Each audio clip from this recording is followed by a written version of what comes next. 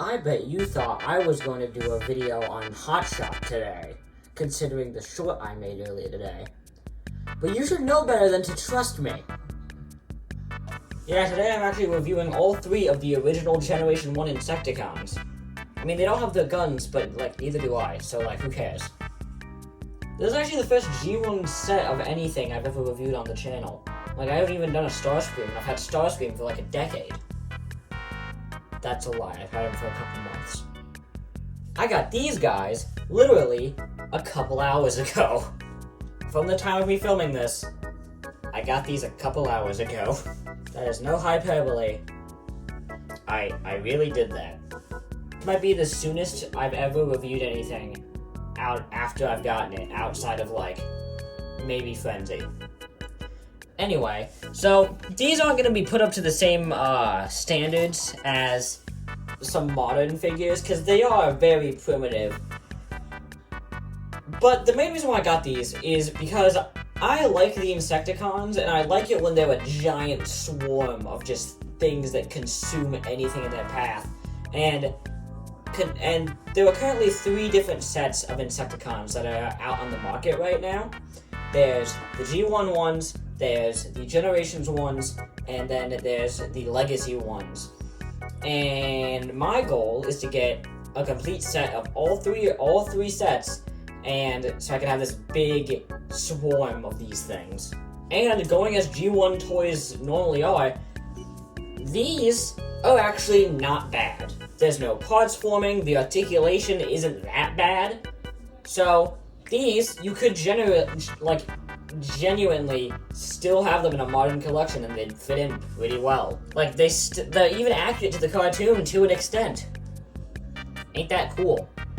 We'll start, I think, with Kickback, because Hasbro seems to like doing that. Yeah, why is this guy always picked to be the one that shows up first? He's easily the least interesting. He's just a guy with antennas and weird wings. Why? He's a fun little grasshopper, with weird little wings and a rub sign that I don't think ever worked. He's only got a couple of hinge joints, but they are where they need to be, so, it's not that bad. He doesn't have eyes either, how do you see? You could open this guy up so you can put a Diaclone guy in there, but I don't got one. And neither do you, you liar. There's no real flap to hide his face, so he has a really bad case of visible head syndrome. Next up is Shrapnel, I do say so myself. And, I don't know, I feel like Shrapnel's always the weakest of the 3. I mean, the Generations toy, while kind of cool, it doesn't really fit with the aesthetic of the other 2. And the Legacy one, he looks fat. Why is he fat? I mean, he has been hitting the electrons. And not just that, even with the original figure, you can so clearly see it's just a guy lying down. And look, you can't even open these massive pinches without revealing the head. Bohan, what the heck? Also, I went through all the verification steps, and no, I'm pretty confident these are not reissues. I'm pretty sure these are originals. I checked the stamps, I went through everything, and even then, even with these all being originals, the only one that is really loose is this one. You can see it, the arms are flipping and flopping, these little leg bits down here keep on trying to go back in on themselves. It keeps falling backwards. These little bits just love sliding off a little bit. It's not good. Oh yeah, I mentioned these guys all have metal in them. And it's cool, I guess. I know some G1 fans are craving for that stuff to get them back, but do you need it? Do you really need it? So yeah, out of the 3 so far, this one's definitely the least enjoyable, but this guy's definitely enjoying himself because his nipples are erect. Also, what are the eyes on this guy? Are these the eyes or are these the eyes? Because, those look more like the eyes naturally, but, if you open it up, then and for it to, look like it's biting someone, then these look more like the eye. Maybe this bit is, one giant mono? I don't know. I don't think you're really supposed to know.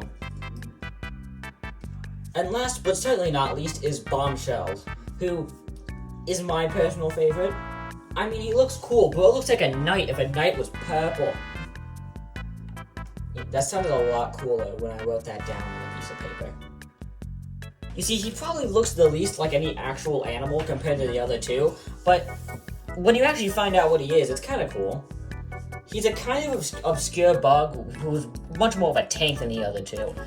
And yes, he doesn't really have bug legs, but neither does Shrapnel, so who cares?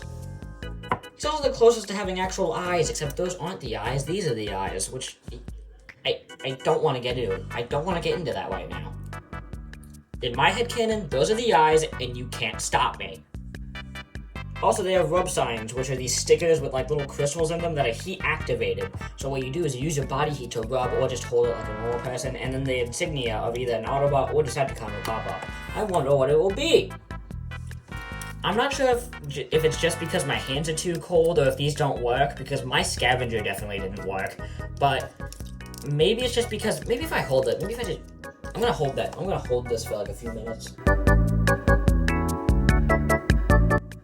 Holy crap, it actually worked. You don't want to know the amount of times that came between those last two takes. Also, they all have wheels for some reason. Why do they have wheels? They're bugs.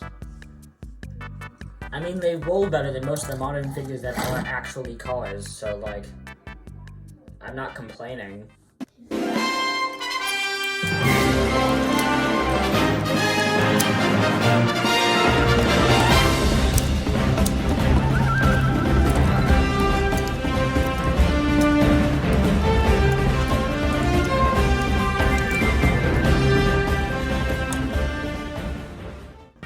You see, the Insecticons are a real bunch, because, like, one of them by themselves are just kind of puny, but when you put the other two next to each other, they just feel so much more intimidating, and they feel truly like a proper unit.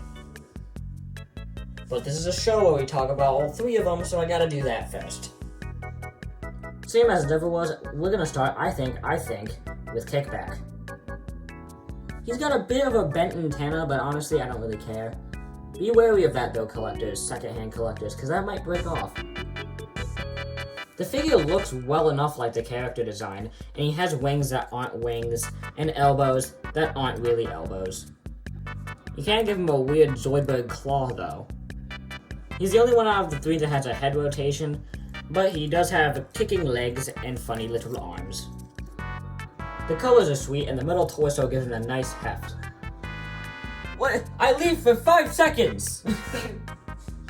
Next is Shrapnel, who is again the worst one. The other ones have aged tremendously with no loose joints and are still perfectly solid. This guy, his arms do not stay up, and not just that, his legs, the way he transforms, requires them to shift, so anytime you stand him,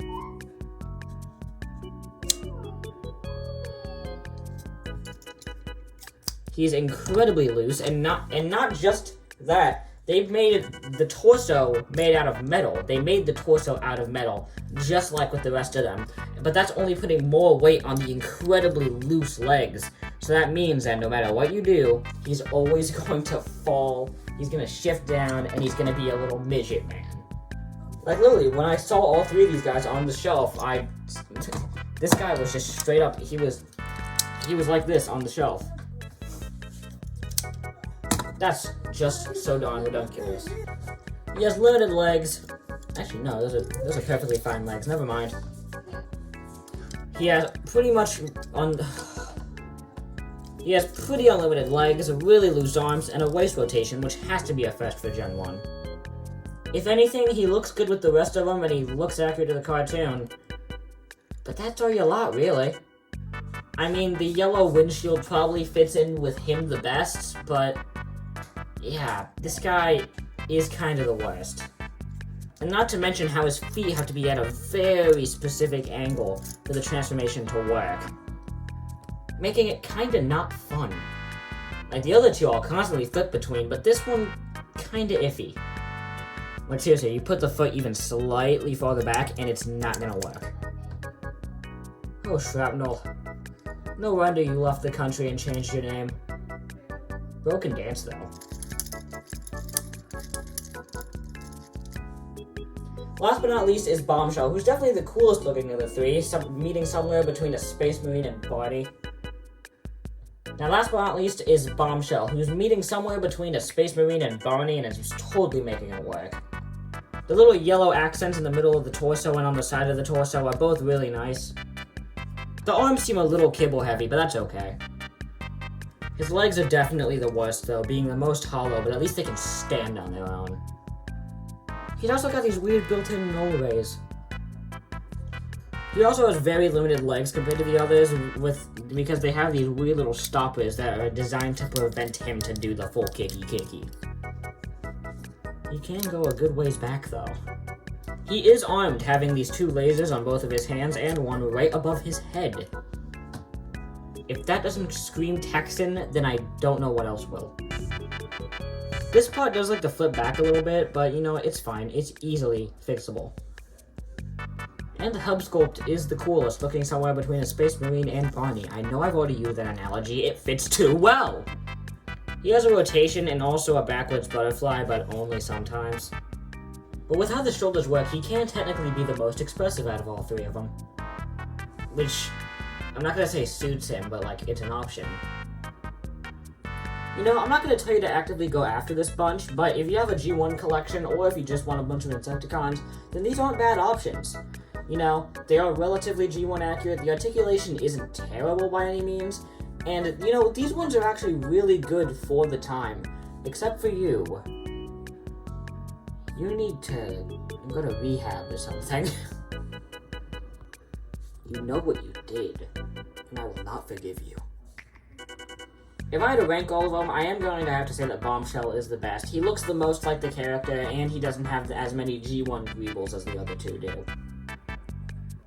Second one has to go to Kickback. He's relatively accurate. The only thing that's really holding him back is his weird arms. And last definitely has to go to Shrapnel. He's very loose, and he's barely standing up right now.